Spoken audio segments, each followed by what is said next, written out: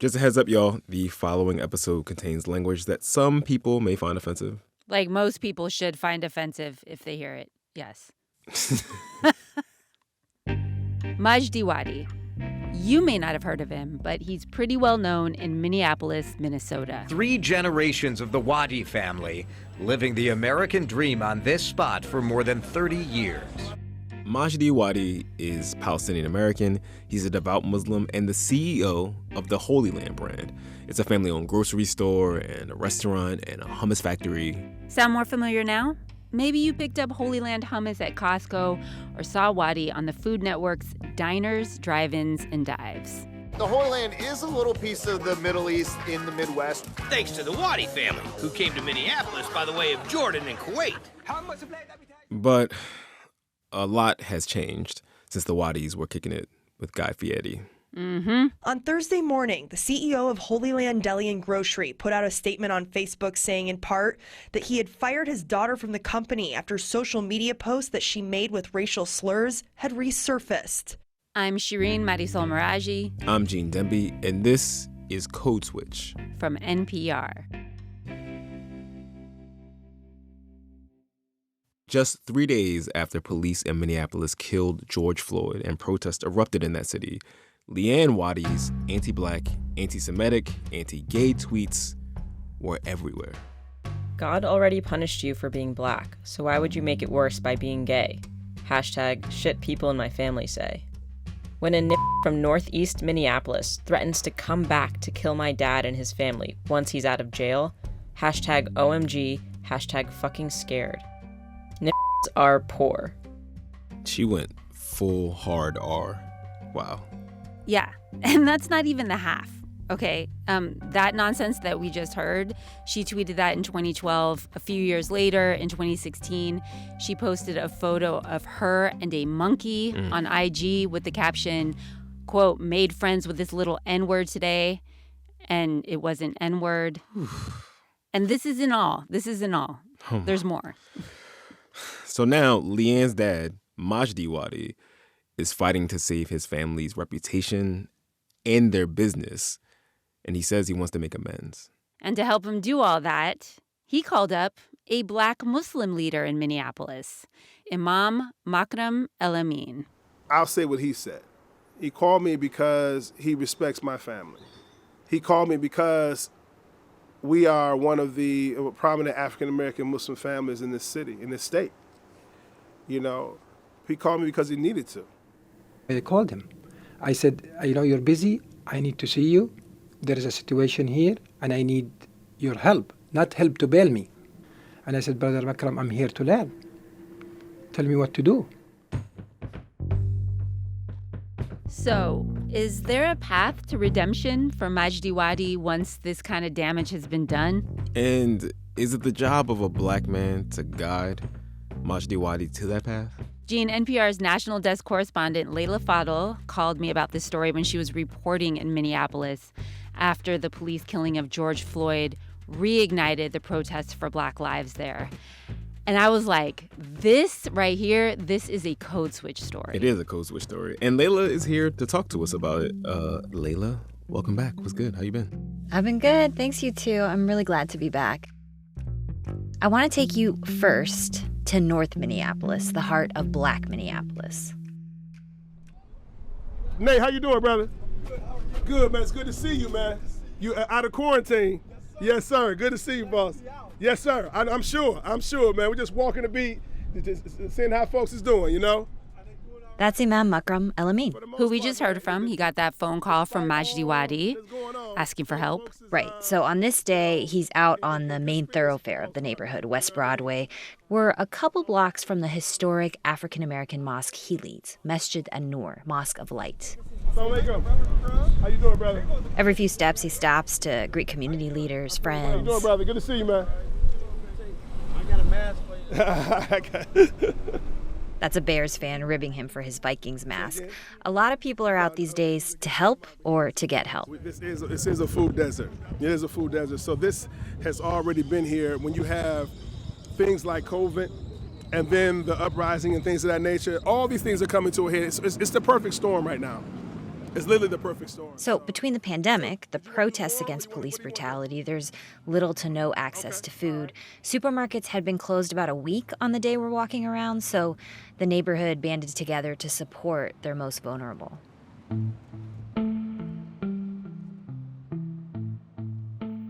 El-Amin's been in Minneapolis since the 70s. His father joined the Nation of Islam in the 50s in Chicago before El-Amin was born. That message to do for self, build black power, and uplift, it appealed to him in the midst of racism and oppression. So his dad was in the Nation, but is Imam El-Amin in the Nation? Because I know a lot of stuff went down there. Right, exactly. So, no. When Elijah Muhammad died, he was the leader of the Nation of Islam. His son, Warith Deen Muhammad, was chosen as the new leader, and he rejected this idea of black separatism, brought his followers to Orthodox Islam, and that included El-Amin's parents. Is that how they ended up in Minnesota from Chicago? Yep, he moved to Minneapolis, his father did, to convert a Nation of Islam temple into a traditional mosque, and that was happening around the country. It started as a storefront. Today, Imam El-Amin leads the community in a freestanding building with a dome and also runs a community service program called El-Ma'un is from the 107th chapter. It means neighborly needs. So right now, El-Ma'un is in full swing, serving thousands of people a week. It provides employment services, hot meals, and the carpeted prayer area that's closed for worship is instead covered in plastic wrap and supplies. We got like 2,000 masks that are coming in. They're going to be stuffed and sent out as well. These are boxes of dry goods that's going to go to... But he wants this to be more than just a place for people to turn to for survival, for their basic needs. This is just a symptom of a bigger problem. He wants his mosque and community center to be a place that will address the legacy of a broken criminal justice system, redlining, and disinvestment in North Minneapolis. In this moment, that's going to take investment. So we're calling on those who have benefited to invest now. So investment from those who have benefited. Who is he talking about there? Yeah. Well, he's talking about businesses that built their wealth in communities like this one, some Arab and Muslim owned or owned by other immigrants of color, to invest in the communities that made them. So that means places like the corner stores that in some neighborhoods were or are the only access point to food, but also typically don't carry fresh produce and opt instead for junk food and what El-Amin calls poison, lottery tickets, alcohol. El-Amin talked about how these businesses ended up here. They hadn't really been allowed because of the power structure, white supremacy, and other structural things that have happened to really set up shop in other communities, right? So they have found homes across the country amongst African Americans. In some cases, it feels like folks are coming in, taking advantage of the buying power, even in quote unquote poor communities. There's strong buying power, otherwise they wouldn't be here. But the idea of them coming in has fueled tensions over the course of time. And not all of them, and I don't want to paint such a broad picture, but I would say too many.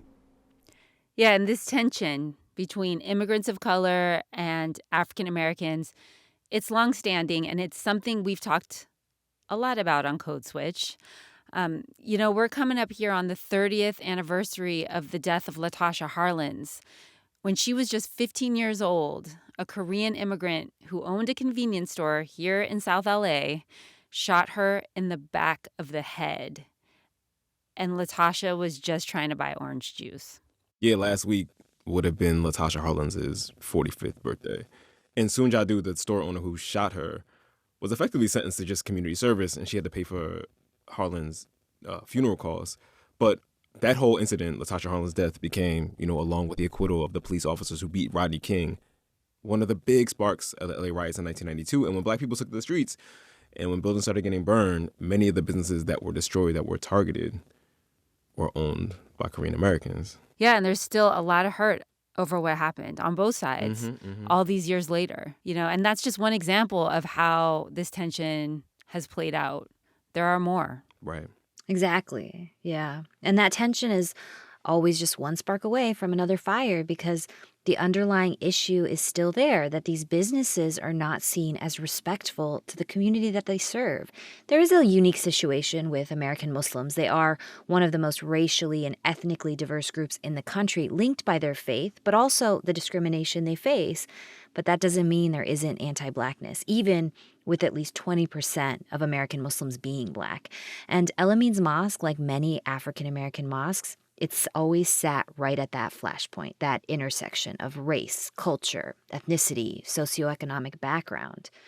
And in the wake of George Floyd's killing, El-Amin's phone, it's been ringing off the hook because those historic tensions he describes, they're igniting. He's getting calls for guidance from non-Black Muslims and then angry calls from the Black community asking how he's going to handle this. The corner store that called the police on George Floyd, that was Arab American owned. The owner also a Palestinian Muslim, like Weddi. By the way, that owner has expressed deep remorse. And then just a few days later, those old, racist, bigoted tweets from Majdi Weddi's daughter, Leanne, they resurfaced. HolyLand's owner said that he fired his own daughter, saying that he will not tolerate that type of behavior. That's when Imam El-Amin got that call from Majdi Weddi for help. My family has supported his business for many, many years. Many years. And we had a relationship with my mother as well, who also called me in the midst of this, was like, what's going on with this? But just to be clear, HolyLand isn't a corner liquor store in North Minneapolis, right, with bars on the windows. It's, first of all, it's a few miles away from where you just took us. And if I understand this right, it's a full-service grocery store, among many other things. Right. It's a family business that serves a multiracial customer base, most of its employees, people of color, immigrants, famous for its hummus, its halal meat, and they actually don't sell liquor at all. And that's why El-Amin says this racist incident makes it even worse. He talked about this with me later. It was seen to be a departure from that. Like that was a little something better. You know, this person came in, grow their business to a multi-million-dollar business, and lots of support from all facets of the community, African Americans, Somali, East Side, whatever, right? Everybody, they were a go-to place. He says HolyLand was supposed to be different, but now people are questioning that. He told me a lot of African Americans came to Islam attracted to the teachings of social justice, equity, accountability, but they found anti-blackness in non-Black Muslim spaces. The way that they look condescendingly at my people is something that it has been reinforced through society, whether it's through media and all kinds of things. It's been reinforced, and they've bought it. And how I know that? Because how they try to interact and treat us. You know, the Prophet, peace be upon him, talked about your religion is really in your human interactions. It's not what you profess and how flowery and what you dress and how long your beard is, all this foolishness. It has nothing to do with that. It's about how you treat people. But when the stuff hits the fan, right? I need you.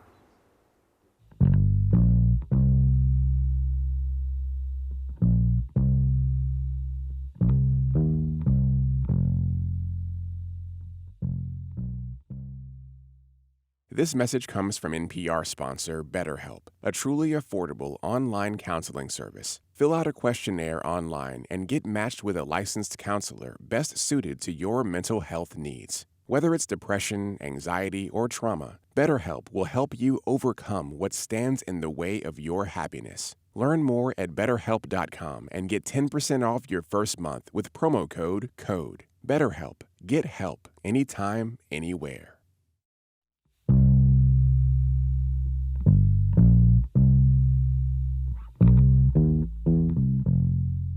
This country gave me where nowhere else in the world gave me a home for my kids, as a Palestinian, as a refugee. That's Majdi Weddi, and he's showing me around HolyLand in northeast Minneapolis. It started as an idea when Majdi Weddi's brother asked him to come to the U.S. from Jordan and help him expand his little corner store into something bigger. I said, you know what, if I will join you, if I want to become part of this business, I need HolyLand to be different than any other business in the United States of America. All of them, they serve good sandwich, good falafel, but they're serving their own community. They're not even going across the street. If we want to grow HolyLand, we have to grow HolyLand to serve the 6 million people that they live in the state of Minnesota. That dream, it's now a reality. He walks me into the bakery. Bread. We have the African bread, we have the Iranian bread, we have the Virgin bread, we have the Iraqi bread, we have the Somalian bread, we have the Ethiopian, East African bread. We have bread from all over the world. and bread and cookies. We bake it on daily basis. So all this, it's in jeopardy because of his daughter Leanne's social media posts. This is now the only location of Holy Land. They were evicted from one, they closed 2 others, shut down their hummus factory after losing contracts with places like Costco. There's a boycott campaign. The family has received death threats. And so far, he says they've lost millions of dollars, laid off dozens of people, mostly immigrants, that work for the business. One of the hardest days of my life was the other day when I have to meet with my factory employees, 28 families, and tell them, I'm really sorry, I'm shutting down my factory. You gotta go home. I mean, this is how we want to solve the problem? By punishing other people? That's hard to hear. Like, is this going overboard? Does the punishment fit the crime? I'm sure people listening are wondering about that too. Yeah. Although we have to say those social media posts from Leanne were horrific. And we just scratched the surface with the ones we played. They were definitely terrible. Yeah. You know, Majdi Waddi told me when he saw the posts, he was so shocked and so angry he could barely look at Leanne. As a father, he told her, I love you, but you did a great mistake. You did a huge mistake. I'm not sure how you're going to live with this mistake if you didn't do anything about it. Do you want to live with it for the rest of your life? Do you want to be labeled racist for the rest of your life? So Majdi Waddi and his wife have looked for answers about how Leanne learned the things she wrote. I mean, Layla, Leanne did hashtag her tweets, shit people in my family say. She tagged her cousin in multiple tweets. Yeah, that's true. I don't know. I feel like this could be a family affair, maybe. Did you ask Majdi Waddi about all that shit people in my family said? Did you ask him? I did. I asked him specifically about that hashtag when he was saying, like, where did she learn this? Saying shit family says, I'm not sure where she come. I asked her this question. I said, where did you come from this one? When you say shit family says, did you ever hear me talking about? No. Oh, I mean family in general, her cousin, or whatever, or you know, I till now, she didn't come clear to me. Look, he told me these were things that Leanne wrote in high school at 15. He says that's not an excuse, but she was also going through what he called a bad phase, the only brown Muslim kid in her white high school trying to fit in. I came to America in 1994. She was my first child. Nobody ever told me, this is not an excuse, how to raise an Arabic Muslim Palestinian kid in America. Waddi fired Leanne as director of catering, and that was probably within hours of the tweets resurfacing, issued an open letter apologizing for what she said. And he told me multiple times that the posts were disgusting and racist, but that she's a different person now. She also apologized on her IG and in the local press. I want to apologize from the bottom of my heart. They were such horrible and vile things, and that's not who I am. It's not what I believe in. Leanne chose not to speak to me, but obviously Majdi Waddi did, saying he's determined to fix this. He's worried his business won't survive and all his employees will lose their jobs, and he doesn't want this to be what his family's remembered for. This is not the legacy that I want to leave behind me as a racist or a father who raised a racist. As I told you, there is 2 options around it. It's just to hire the best PR company in the world. By the way, there is a PR woman in the room with us. Wait, so he did hire a PR company? Yeah. Apologize for the people. The people, human beings intend to be forgiven by nature. By nature. After a while, they forget. Have a nice day. Business will come back, booming. Is this what I want? No. This is not what I want. I changed my perspective about legacy now. Mm-hmm. I told you the legacy first. I want to be bigger than Chipotle, bigger than Sabra Hummus, bigger than this one. Now I still want to do this, but I'm going to use the money, if I succeed in doing this, to reach the ultimate legacy in people's heart by being a role model in the change that this movement is looking for. Mm-hmm. So he still wants to be a huge brand, bigger than Chipotle, but he also wants to be a role model in the movement for Black lives. Am I hearing that right? Well, to be clear, it's my understanding from the long interview I did with Weddi that he wants to lead in his own community, the Arab Muslim community, on how to be a good ally and an anti-racist. It's kind of hard to figure out how seriously to take that, how genuinely we should interpret that. Because a lot of businesses right now in this moment, obviously not in Majdi Wadi's situation, but a lot of businesses are doing anti-racism as ass cover. Yeah, they are. And he knows people are going to be really skeptical that now he's starting this. Mm-hmm. Oh, because you've been exposed, now you're going to start working in this one. Because you lost business, because you lost Costco, because you lost the airport, because, you know what? I'm not going to convince you otherwise. We are determined. I guess I'm still not clear up to this point about what exactly Majdi Wadi is determined to do. Right. Yeah, that's probably because it feels like he's still figuring this out in real time. I don't think he was clear about what he should do, and it's really why he called on Imam El-Amin. I mean, this is a guy who didn't have a Twitter account or know the term anti-blackness until all this went down. He said things like, why can black people call him the N-word in a nice way and he can't say it back? Oof. When you call me that name, I think it's okay to call you that name. And then he said more than once that it was the responsibility of African Americans to reach out to Arab immigrants like him and help them understand anti-blackness. I believe that the African American also dropped the ball. We're not by not fighting enough for their rights. They've been fighting for their rights for hundreds of years, but not reaching to us and educating us. Look, culture differences is something that we have to educate ourselves with each other. Oh, my God. This is going to be real rocky. Real rocky. Yeah, he has been here for decades. So, I said to him, you've been here 30 years. You should know something about this. But he told me, look, I'm a Palestinian immigrant who's had to teach people about my cause as a person with no homeland. And then after 9/11, about Islam, when he and his family were targeted for their faith, their ethnicity. So in his mind, other communities should do that for him. But what was really most stunning for me was listening to Weddi, a Palestinian American Muslim who deals with discrimination, oppression in his own right, listening to him start to recognize his own prejudice. And it's something I've heard few Arabs interrogate, at least the ones that I grew up around. You know what? It is in our heart, by design, without us knowing that we have this as a Muslim Arab community. Whether people gonna like it or not, we have this in our heart. It's not just something Leanne said. Maybe Leanne was caught. He said he thought about a word sometimes used for black people when he was growing up in Jordan and Kuwait, abid. Abid? Yeah, so it's Arabic and it means slaves. Wow. If you tell me, Majdi, did you ever use it? I will be lying if I says no. But did I use this word to discriminate or be racist? Definitely no.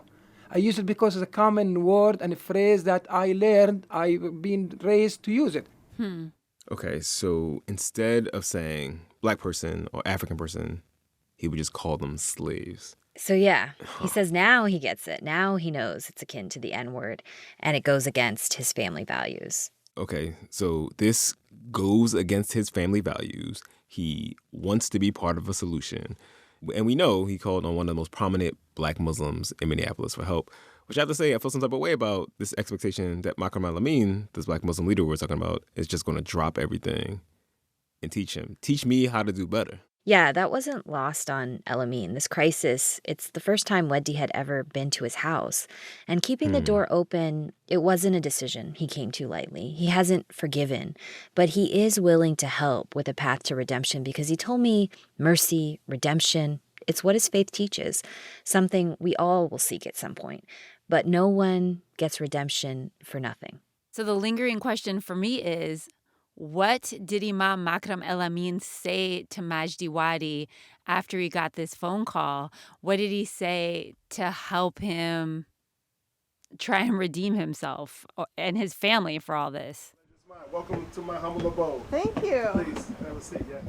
So when a producer and I last met with Imam El-Amin, we were sitting on his porch, a picture of the late Malcolm X hanging in the window behind him.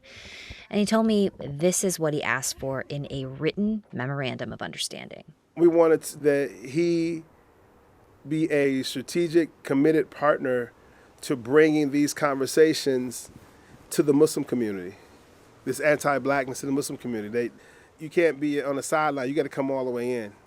And you got to champion this with us now. What does that mean? That means put his money where his mouth is. Put his money where his mouth is. Yeah, and I can't say the dollar amount El-Amin asked for in that pledge, but it's sizable and earmarked to do what we heard El-Amin say he wanted to do with his organization earlier, address the legacy of redlining, disinvestment in Black communities. And the pledge also asked Wedi to open a branch of HolyLand in North Minneapolis. I live in a community that needs jobs. Bring that wonderful business model over here. Train people to hire from here. Do some profit sharing with your employees from over here. Let it become a co-op. The better you do, the community benefits from here. That's different. That's game changing. That's game changing. That says more than I'm sorry. Then he wants Wedi to push to have real conversations about how to combat anti-Blackness within the Arab community, where he's had a stellar reputation. Many of them look at him in a sense of pride, like, hey, this is our guy. I mean, he's the American dream. But the key, El-Amin tells me, is once Wedi does use his money, his social capital. Don't try to take credit for it. Don't try to step in and lead it. You need to be a support. We know what's needed here. So invest in Makram's nonprofit and invest in other Black businesses in North Minneapolis, the Black neighborhood. Bring HolyLand to North Minneapolis and maybe create a co-op and offer training to people in that community. And don't put yourself in front as the leader. I'm also hearing that part as don't expect praise, don't expect all that good press you're used to. That is quite an ask. I'm saying. Yeah, it is an ask, and Wedi told me he's ready to be that person, to make this his top priority. He's been writing down his thoughts, and they're actually printed out in front of him when we're talking, things he's thought through this journey of self-reflection, and he reads one. Because you did something wrong in the past does not mean you cannot advocate against it. Now, it doesn't make you hypocrite. You just grew.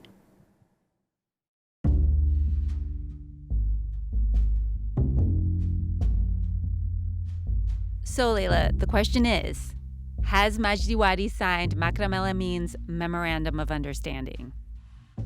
The answer is no. He has convened a group of Arab Muslim businessmen to join him, to educate themselves, fight anti-Blackness. And he says he's implementing racial bias training for HolyLand employees. But that pledge, he hasn't signed it. Yeah, that sounds like the playbook. So what does Imam El-Amin think of the fact that he hasn't signed this memorandum? Yeah, so he told me he does believe Majdi Wadi's genuine. He also knows he's hemorrhaging money right now. But that path to redemption that he talks about, he says it won't happen without action. And in this case, he's talking about a monetary investment. On the day we're recording this, I did get an email from Wedi saying his company started a charitable fund. Where that money will go, still not clear. If nothing ever happens with this, I think it's going to fracture the community more, the Muslim community. But this is just a microcosm of the whole society. If no real reform or whatever comes out of this here, then we're on a downward spiral.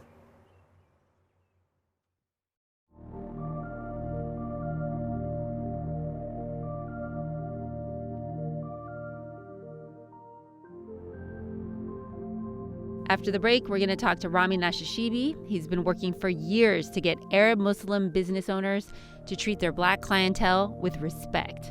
And he doesn't shy away from being provocative. After the killing of George Floyd and the uprisings and the riots, I saw Palestinian-owned businesses, in places like the south side of Chicago, being protected by their managers and store owners with firearms that were explicitly intended to intimidate the residents around them. How different really is the image of settlers who, in the context of the West Bank, are often protected by armed Israeli defense forces? How different is that from, store owners who may legally occupy, according to the laws of capitalism, a plot of land in the heart of a Black community that they don't live in, that they are not invested in, that they don't support, I kind of saw that visual analogy was important to make, to challenge our community to think, well, what sort of practices would make that analogy absolutely absurd? We're going to have more from Rami, but first, we got to go to this break. Don't go nowhere. This message comes from NPR sponsor Discover. Sometimes food is more than just food. It's an integral part of the community. So this year, Discover is giving $5 million to support Black-owned restaurants, to places like Rodney Scott's Barbecue in Charleston, Post Office Pies in Birmingham, Back in the Day Bakery in Savannah, and hundreds more places in your local community all across the country. Learn how you can show your support at discover.com. I'm Jen White, the new host of NPR's 1A, a daily show that asks America what it wants to be. Hear from people across the country, listeners like you, with conversations for the relentlessly curious on the issues that matter most. Join me next time on 1A from NPR and WAMU. Gene. Shireen. Rami Nashashibi. Code Switch. Rami Nashashibi is a community organizer. He runs the Inner City Muslim Action Network in Chicago, or the acronym is Aman. People love acronyms on Code Switch. He identifies as a Palestinian American Muslim. Grandson of Palestinian refugees from 1948 who settled in the south side of Chicago at a time when very few Palestinian families were here. Rami's been working with Iman for years to get corner store owners in Chicago, a lot of them Arab and Muslim, to be more integrated into the Black neighborhoods they're running their businesses in. Yeah, listening to this, Shireen, it reminds me so much of like the dynamics of the corner stores around me growing up in South Philly. We called them Chinese stores or poppy shops. Chinese stores are poppy shops. So poppy, I'm supposed to assume that they're Latinx owned. Right, exactly. That seems really derogatory because I'm sure folks are saying Chinese stores and they have no idea where folks are from. Yeah, exactly. They could have been Korean, they could have been Vietnamese. And obviously it's telling that people, like the stores are being described by the assumed ethnicities of the people who run them. Because for the people in my neighborhood in South Philly, that was probably the most contact we had in our very segregated Black neighborhood with non-Black immigrants. And so there was all these tensions just in the little exchanges in the stores about, cheap but still overpriced fares through the plexiglass. And it went both directions, right? The store owners were snippy with the customers were suspicious of the store owners. It was just a mess. But I digress. Shireen, you spoke to Rami Nashashibi about his work in Chicago and his connection to Imam El-Amin and Majdi Wadi in Minneapolis. I did, and he's been on the phone with those two and also going back and forth to Minneapolis trying to help them sort this mess out.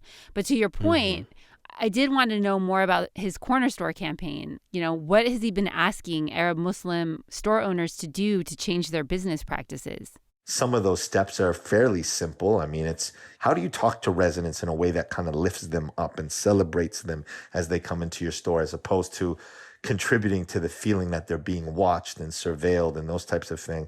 Are you walking into a dignified business where you feel dignified? Are you walking into something that looks like an extension of the prison industrial complex where you're having to negotiate for a bottle of milk behind 3 inches of bulletproof glass and degraded by having to point towards something? And those types of interactions, how to mitigate those things by simply changing the layout of the store, what you offer in the store, your hiring practices. How have you gotten Arab corner store owners specifically to recognize their anti-Blackness? There was a hip-hop artist here in Chicago, he's still around, by the name of Mickey Halstead. He had a really controversial track called The Liquor Store out. It really blatantly confronted some of the practices of the liquor store and the Arab-owned liquor store explicitly. There was a line in there, something along the lines of, I heard the owner say, Assalamu alaikum. But if you follow the Quran, why the F you selling bacon? I ride through the white hood, I don't see you. Why you ain't got no stores there? White people drink too? Where do you live? Where your kids go to school? You open up there too? Or are we just the fools? I know you think that we stupid and you feel like we clowns, but we reserve the right to shut your ass down. This what used to be. Yo. Wow. Not mincing words. Yeah. Yes. Yeah. When Rami said this track was controversial, Gene, I think that might be an understatement. He did say really controversial. So maybe like you add an extra really, really, really controversial. So Mickey Halstead calls these liquor store owners leeches. In the video, an Arab store owner has a gun. He's really sinister looking. There's a line in the rap that says he shot a 10-year-old just because they wanted juice. Wow. That is obviously very reminiscent of the circumstances under which Latasha Harlins was killed in what was then South Central, now South LA, back in 1991. Yeah, and the Arab community in Chicago was absolutely outraged at this portrayal of them. And Rami told me they made it known. But Rami decided, I'm going to use this really, really controversial track as a jumping off point for public conversations between Arab store owners and the Black residents who frequented their businesses. So we did a whole series of things like that over a number of years, and many of the store owners were coming from Palestinian backgrounds. We were able to have a very honest conversation with their own experience of oppression, think about their sets of practices and experiences through the filter of their experience as Palestinians in, the West Bank or Gaza or wherever they may have been coming from. We were able to generate significant identification, not only with the larger African-American community, but a real honest set of conversations about racist practices and what those look like. So the work that you were doing with Imam El-Amin, it was around this, right? Bringing this initiative to Minneapolis. Had those conversations already started between corner store owners in Minneapolis and the community? I think I called him initially because I saw in the first video that came out, that graphic, gut-wrenching 8-minute, 40-second moment, there was a probably 30-second clip within that has what was clearly a young Arab dude coming out of the store. And Rami is obviously talking there about the video that captured the police officer with his knee on George Floyd's neck for 8 minutes and 46 seconds.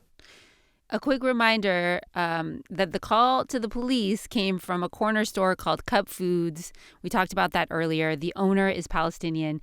So Rami tells me he calls up Imam El-Amin, who he's known for years, to figure out how are we going to address this. And Makram tells him, there's another Palestinian owner of a set of businesses who's extraordinarily successful, who's in the thick of another emerging controversy right now because of a set of tweets that had surfaced from his daughter. That's Majdi Wadi, who maybe is sincere about wanting to make amends, but I know there's a lot of people who are listening to this who are probably like, he did call on the most prominent African-American Muslim in Minneapolis to help him out. Maybe he just wanted some cover, or maybe he just wanted somebody to save his reputation, and that was the person to turn to. There was undoubtedly a part of that did lead him to probably reach out to Makram as someone who he can turn to. The fact is, though, this. All of us can probably relate to moments when we are facing it, when the proverbial shit is hitting the fan, so to speak. We are on our knees in intense sincerity. In fact, there's a Quranic verse that talks about the people who are lost at sea, and when the wave is about to overwhelm them and overcome them, they turn to God, and the expression is mukhlisin fid din. They turn to God with the most intensely sincere prayers and invocations. And when that wave subsides and you're back to shore, it's just like, man, you never called on God in the first place. You're back to your wanton ways. And so there is part of that is very just being human. Now, our interest in facilitating any type of reconciliation or rapprochement with him and the broader community would be really on the basis of what it meant ultimately for building real Black institutional-led power and strength in places like Minneapolis, whether that was led by Makram or others within the African-American community. This was something that required much more institutional commitment towards the larger types of conditions that I was explaining to Mejdi that our community has never really taken seriously. It is still unfair on some level, even acknowledging anti-Black racism and the store owners, not to look at the larger socioeconomic context that these stores are operating in. The Palestinian immigrant or refugee is not responsible for creating the conditions through which he's operating in most cases. I certainly see a lot of beautiful aspects of our community. I believe in the type of intervention that Makram is making with Mejdi. I'm not cynical about it. I think it comes from a beautiful part of our tradition that is not only about calling out, but calling up. As long as that's what's driving it, and it's driven with a vision for true justice and equity, we're going to be there. And I'm personally going to be committed and standing with him every step of the way.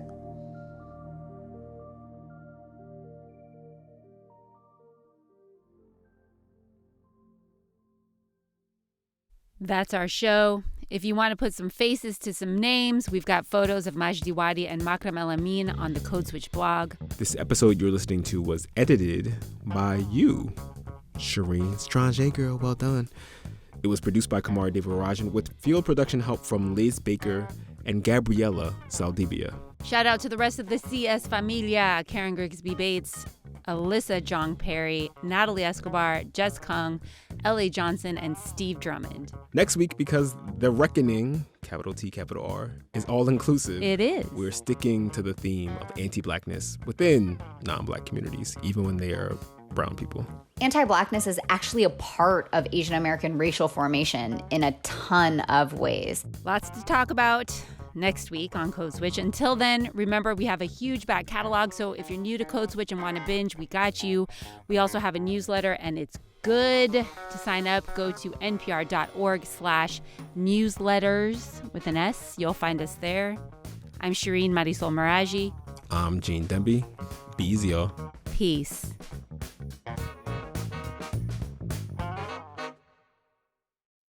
We're only months away from Election Day, and every week, or even every few hours, there's a new twist that could affect who will win the White House. To keep up with the latest, tune in to the NPR Politics Podcast every day to find out what happened and what it means for the election.